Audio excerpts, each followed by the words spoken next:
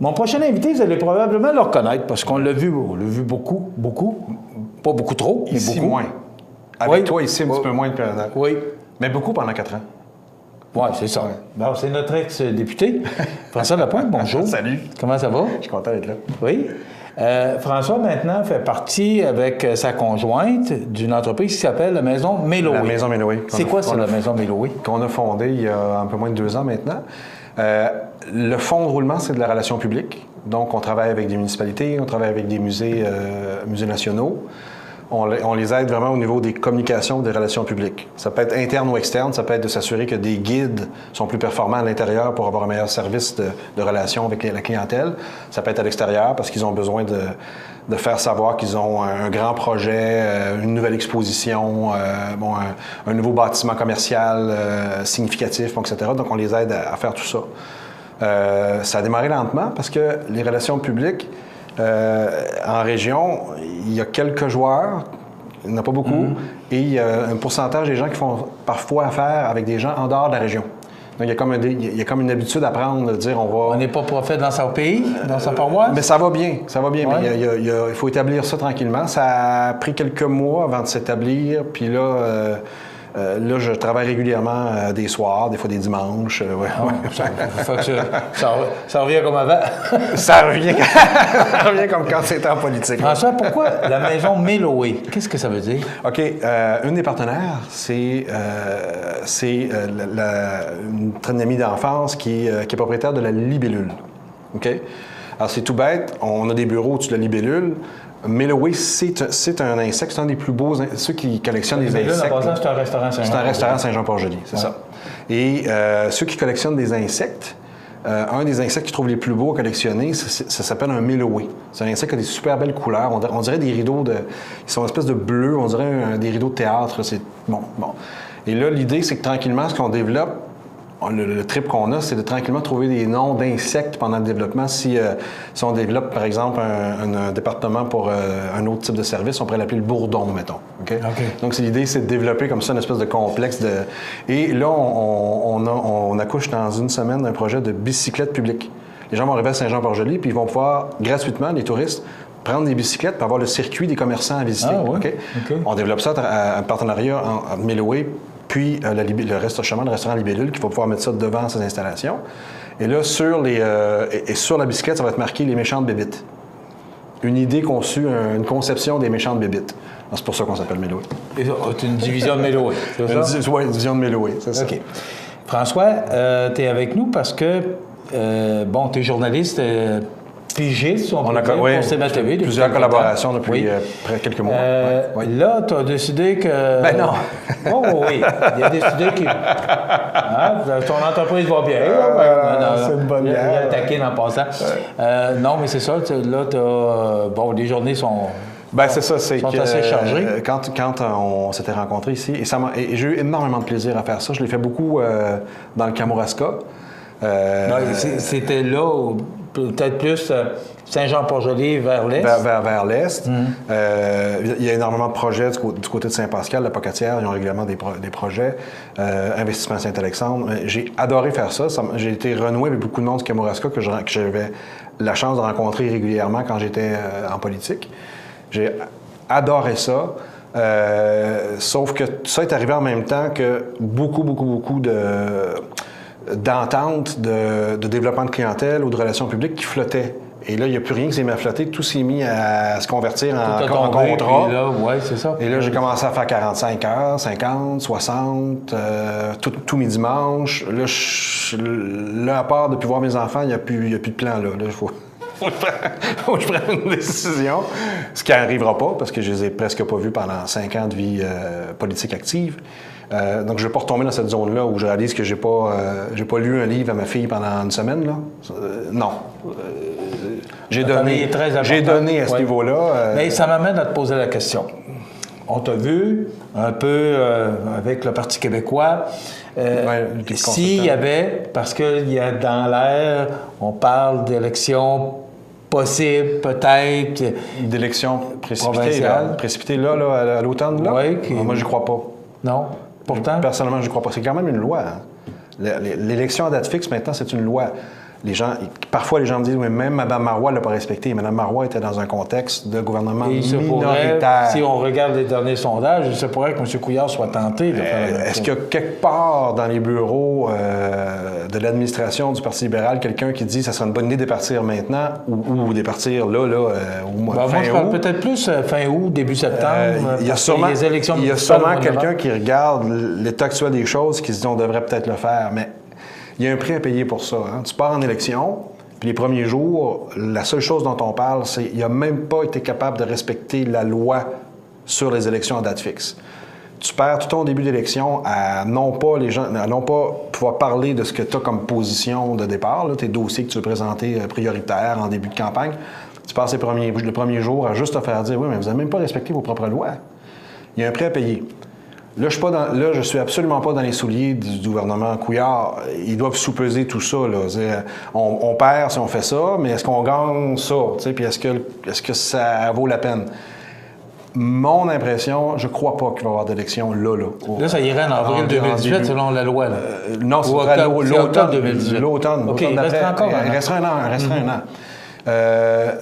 Moi, je pense que ça pourrait être intéressant. Cette année-là pourrait être intéressante aussi. Parce que là, on sent qu'il n'y a pas, comment je peux dire, ce qui pourrait devenir la solution, en guillemets, de remplacement, là.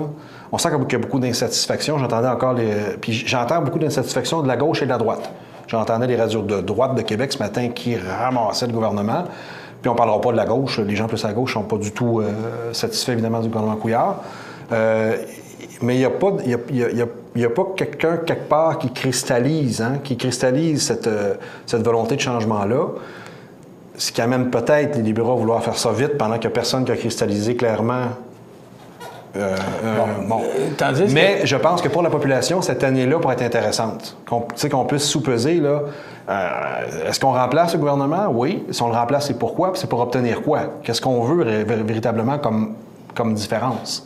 Moi, je pense que ça pourrait être intéressant. Bon, il est là parce qu'il est bon dans la politique aussi. On voit ce qui se passe avec actuellement le Parti québécois. J'entendais cette semaine, on disait que les sondages n'avaient jamais été aussi bas depuis 1970, c'était à 23 et là, il était à 22. Québec solidaire qui essaie avec Option nationale. Là, au moment où on fait l'entrevue, là, parce que c'est enregistré, Québec solidaire essaie de parler avec Option nationale. La CAQ prend les points, gagne des points. Le Parti libéral en a perdu un peu. Comment on se retrouve dans tout ça? Là? Comment on se retrouve? C'est difficile de... C'est volatile de ce temps-ci. Énormément. C'est très volatile. Et c'est difficile de se faire une idée, François. Ce que je nous souhaite, et c'est pour ça que je ne serais pas partisan, tout en ayant beaucoup de réserves sur l'administration actuelle, je ne suis pas un très grand partisan d'une élection précipitée là, au mois d'août prochain pour cette raison-là. Ce que je nous souhaite collectivement, parce que je fais beaucoup de commentaires politiques, puis j'ai dit à tout le monde qu'avant un autre 10-15 mois, je ne me baigne pas. J'ai même pas accepté d'appuyer un des candidats au NPD. Il y en a un que j'aime bien, qui m'a parlé. J'ai dit non, en ce moment, là, je me garde le droit de commenter la vie politique. Donc, je peux pas me dire que je suis libre de commentaires, puis le lendemain appuyer quelqu'un pour une course au leadership ou pour une élection. Je me garde loin de ça. Encore pour au moins 10 mois, au moins. Pourquoi je te disais ça? Ce que je nous souhaite collectivement. Tu vois, Québec solidaire a monté pour toutes sortes de raisons. Il y a beaucoup de temps d'antenne accordé à leur nouveau porte-parole. Gabriel Nadeau-Dubois. C'est même un peu disproportionné. Là, ce que je souhaite, c'est que les gens se posent des questions sur c'est quoi exactement, c'est quoi le programme en arrière du jeune homme, là? C'est quoi qu'ils veulent faire? Que le jeune homme soit bien beau à la télévision, OK, c'est correct. Mais le lendemain, c'est pas ça qui va faire avancer ou reculer les régions. Le premier ministre. OK, c'est beau, c'est sa déclaration. Mais qu'est-ce qu'il y a en arrière?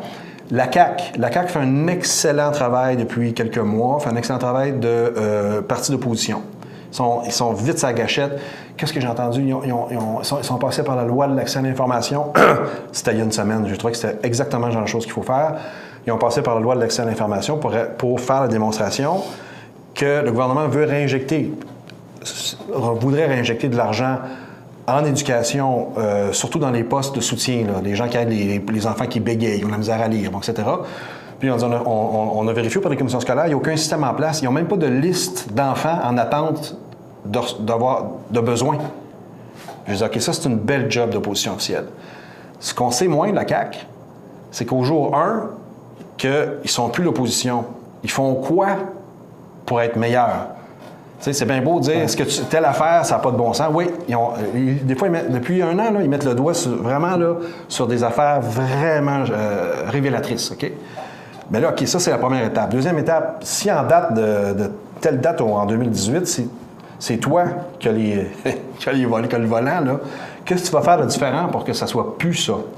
Que ce soit mieux pensé, mieux géré, mieux fait?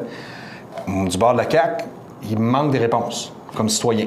J'ai besoin de... Là, dans l'année qui reste, j'ai besoin de me faire dire tout le temps les deux. Ça n'a pas de bon sens. Oui, OK, tu as raison, mais toi, tu fais ça comment de bord? J'ai besoin d'avoir ce bout-là. OK? Le PQ, Jean-François Lisée, c'est un gars vraiment brillant. Je l'ai côtoyé. C'est vraiment un gars d'une intelligence rare, là. OK?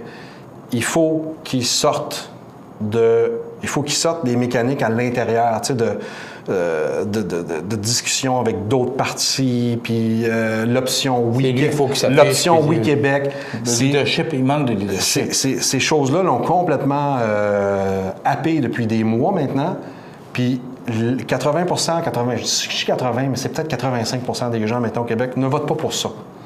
Ça peut faire partie de nos réflexions. Tu sais, on peut se demander si un jour il y aura à nouveau un référendum pour clarifier notre relation à l'intérieur ou hors du Canada. Mais des gens vraiment qui pensent à ça en se levant le matin au Québec en ce moment, là, c'est quoi? 11-10 Il n'y en a pas beaucoup.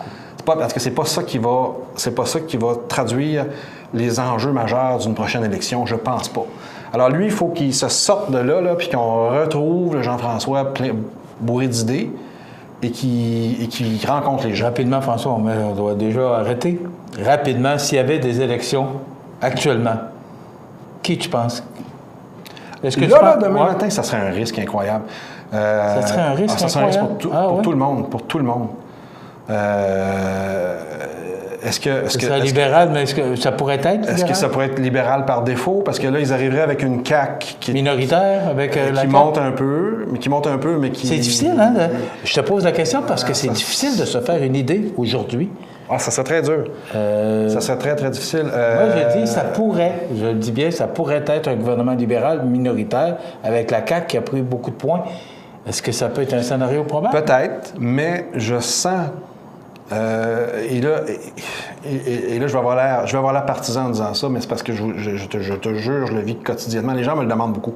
Tu retournes ça en politique, parce que je pense que parce que j'étais un gars de dossier, j'accrochais des dossiers, les gens me perçoivent facilement au provincial. Le provincial, c'est bourré de dossiers. Ça affecte nos soins de santé, notre éducation. C'est bourré de dossiers importants au provincial.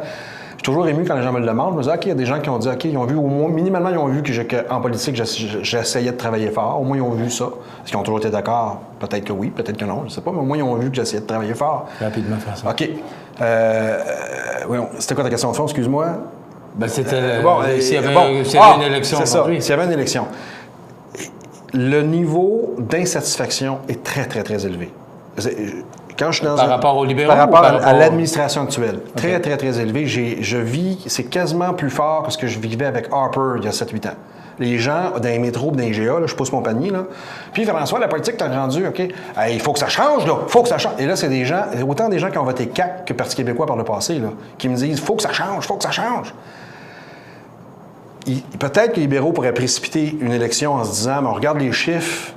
Mais dès qu'il y en a un qui va dire ce que la population veut entendre, il pourrait avoir une méchante surprise dans l'état actuel des lieux. En 10 secondes, seras-tu candidat aux prochaines élections provinciales? Je me donne le droit de dire non.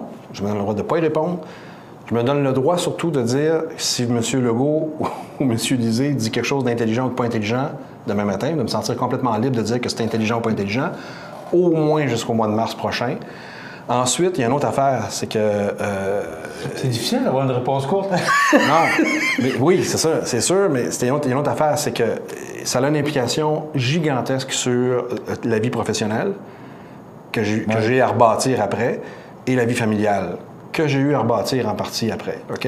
Et on en plus, c'était à Ottawa, c'est pas à la portée de la main. C'est quelque loin. Chose. C'est le métier avec le plus haut pourcentage de divorces au Canada. Député à Ottawa. OK? Alors, avant de me relancer aussi, tu sais, on l'entend tout le temps, celle-là. La décision va se faire en famille, là. Bien, je peux vous garantir que c'est pas... Les gens le disent, et la plupart des gens, c'est vrai qu'ils le font. Dans ton cas, c'est vrai. Ben, la plupart des gens qui le disent, à mon avis. Un immense de merci pour ta collaboration avec nous. J'ai aimé ça. Merci, moi qui vous remercie. Il est toujours dans les cartons de CMA-TV. Merci beaucoup. On a grandement apprécié ta collaboration. À bientôt. François Lapointe, qui est maintenant coactionnaire, copropriétaire de la maison Milloway dans la MRC de Lillet. On s'arrête.